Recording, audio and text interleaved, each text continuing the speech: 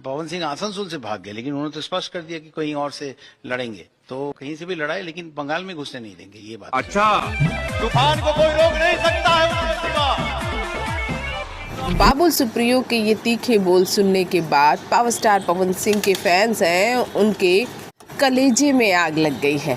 अब वो किसी न किसी तरह से ये चाह रहे हैं कि बंगाल से चुनाव पावर स्टार पवन सिंह लड़े भी और जीते भी। जी हाँ, आपको बता दें कि पवन सिंह के जो फैंस हैं अब तहे दिल से ये चाहते हैं कि पावर स्टार पवन सिंह बंगाल से ही चुनाव लड़े। जिस तरह की बातें, जिस तरह की ज़ुबान बाबुल सुप्रियो की निकल रही है, उसको पावर स्टार पवन सिंह अपने जीत से बंद कर दे। वैसे बाबुल सुप्रियो से हम ये कहना चाहेंगे, भारत एक लोकतांत्रिक देश है। यहाँ कोई भी कभी भी कहीं भी आ जा सकता है और उसके आने जाने पर कोई भी रोक टोक नहीं लगा सकता है।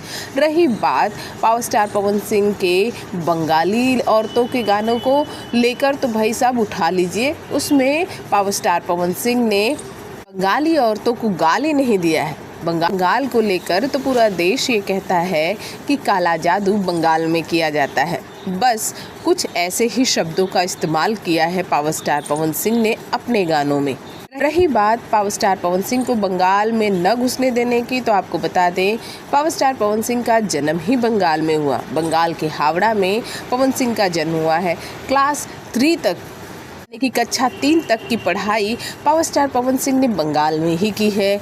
और तो और बंगाल में उनकी बहुत तगड़ी फैन फॉलोइंग रहती है। कहीं बाबुल सुप्रियो इससे तो नहीं डर गए कि इतनी तगड़ी फैन फॉलोइंग के चक्कर में उनके सांसद शत्रुघ्न सिन्हा का पत्ता न कट जाए और उन्हें हार का मुंह देखना पड़े। वैसे इस पे आपकी क्या प्रतिक्रिया, हमारे कमेंट बॉक्स में कमेंट ज़रूर कीजिए।